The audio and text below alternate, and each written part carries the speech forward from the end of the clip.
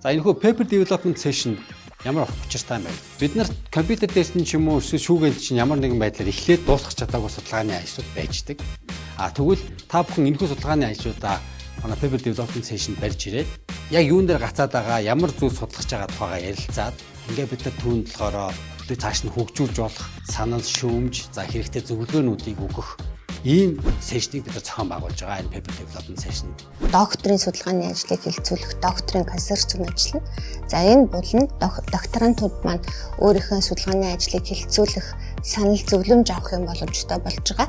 За нөгөө талаар бас туршлага судлах, ижил чиглэлээр судалгааны ажил хийж байгаа эрдэмтдийн санал бодлыг сонсох, энэхүү одоо хэлэлцүүлэг нь өөрөө нээлттэй халуун дулаан уур амьсгалын өрөөнд явагдана гэдгийг та бүхэн хэлмээр байна.